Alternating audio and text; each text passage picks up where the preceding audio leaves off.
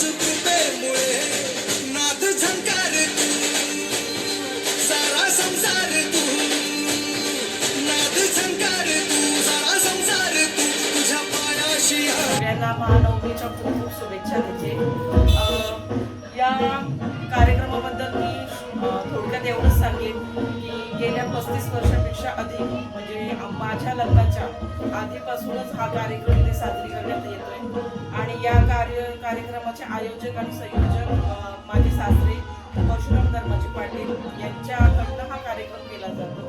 तसेच यावेळेस आपल्या ज्या भारतावर जो संकट उभारलेला पुलवामा हल्ला म्हणा किंवा उरीमधला झाला किंवा काश्मीरमध्ये जो हल्ला झाला त्याचं एक थीम आम्ही ठरवलं आहे जेणेकरून लोकांना हे सांगू इच्छिते की भारतामध्ये आपले जे भारताचे सैनिक आहेत ते ज्या प्रकारे आपल्याला आतंकवाद्यांनी जो हल्ला केला अचानकपणे सर्वसामान्य जनता जेव्हा तिथे फिरायला गेली होती तेव्हा त्यांच्यावर जो अतिरेकी अटॅक झाला त्याचं प्रतिउत्तर हे आपले भारताचे सैनिक देऊ शकतात आणि खूप चांगल्या प्रकारे देतात. त्याचा एक चांगला संदेश देण्याचा कार्यक्रम संदेश देण्याचा उद्देश आम्ही या थीमद्वारे केला आहे.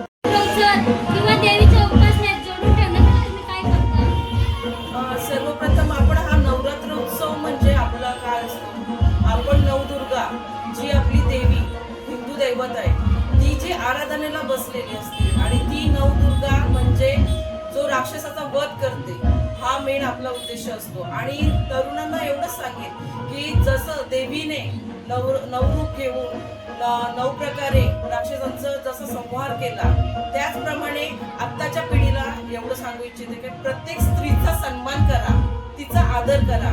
प्रत्येक स्त्री ही कुणाची बहीण, कुणाची आई, कुणाची अक्का, कुणाची ताई हे असते. आणि आत्ताचा जो काळ चाललाय मला बोलण्याचा काही एवढा आनंद नाही होत काही असं वाटतंय की आत्ता ज्या लहान लहान मुलींवर जो अत्याचार होतो जे वडीलधारी माणसं आहेत आपली ते यांना वयाचं भान नाही राहिलं किंवा आपण जे कृत्य करतात त्याचा निषेध आपण करतोच पण आपण या पिढीला समजून द्यायचं की नवदुर्गा ज्याप्रमाणे देवी अत्याचारावर किंवा वाईट काळावर संकटात उभी राहते त्याप्रमाणे आपण पण प्रत्येक स्त्रीला मान सन्मान दिलाच पाहिजे. ती स्त्री म्हणजे आपल्यासाठी आपली आई बहीण अशी असते आणि सगळ्यांनी तिचा सन्मान करावा. स्त्री ही अशी स्त्रीमध्ये देवाने अशा प्रकारे शक्ती दिलेली आहे जी एखादा संकट आल्यावर ती कालिका, एखादा संकट आल्यावर ती दुर्गा, तसेच एखादा कुठलं संकट आलं का ती रुद्र अवतार धारण करते आणि त्या संकटाचं निरसन करते. आणि ती स्त्री म्हणजे अशी एक गोष्ट देवाने निर्माण केली आहे पुरुषांपेक्षा. माफ करा मी असं नाही सांगत की पुरुष कमी पडतात कुठे.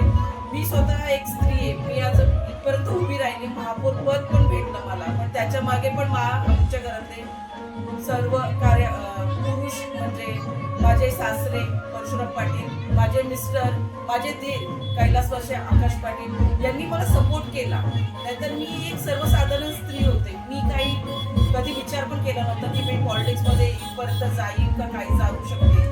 आणि मी कसं माझं म्हणतो जसं आपण एखाद्या स्त्रीला बाहेर बघतो का वाईट नजरेनं न बघता ती कुणाची स्त्री, बहीण, आई आहे तर त्याप्रमाणे तिचा आदर सन्मान करावा.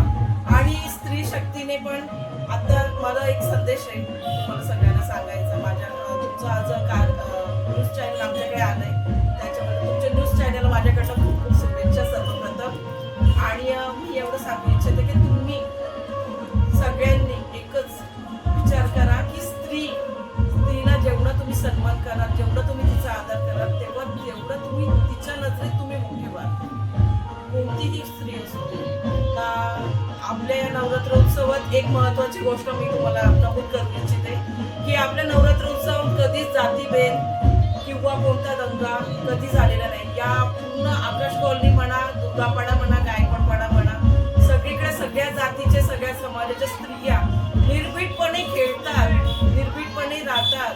त्यांना कोणत्याच गोष्टीची अशी भीती नाही कधी वाटत कारण की हा पूर्ण एरिया CCTV कॅमेऱ्यामध्ये सिक्युअर तर आहे. तसंच आमचे सगळे कार्यकर्ते आहेत, आमच्या सगळ्या महिला आहेत, या सगळ्या एकमेकींच्या सांभाळून घेतात, एकमेकींना मदत करतात. सर्वांकडून माझ्याकडून आमच्या नवरात्रीच्या भरपूर हार्दिक शुभेच्छा. आज बरेच वर्ष झाले आमच्या आकाशवाणीमध्ये नवरात्री महोत्सव साजरा करत होतो आणि आमच्या या कार्यक्रमाचे आयोजक संयोजक माननीय श्री परशुराम धर्माजी पाटील साहेब हे आहेत आणि त्यांच्यामुळे आज आमच्या एवढ्या रात्री 12 वाजेपर्यंत तिथे जे गरबा रास खेळू शकतो ते म्हणजे त्यांचे भरपूर सहकार्य आम्हाला आहे आणि आमच्या आपली माननीय आमच्या माजी झाले तर आम्हाला सगळ्यांचं सहकार्य भरपूर आहे. वरतून माझ्या मित्रांचं पण आंबेकर प्रकाश आंबेकर त्यांचं पण सहकार्य आहे. स्टार्टिंगपासून आले तेव्हा मला जा खेळायला मग मी जा खेळायला लागले. त्यापासून मला तेव्हा सोपं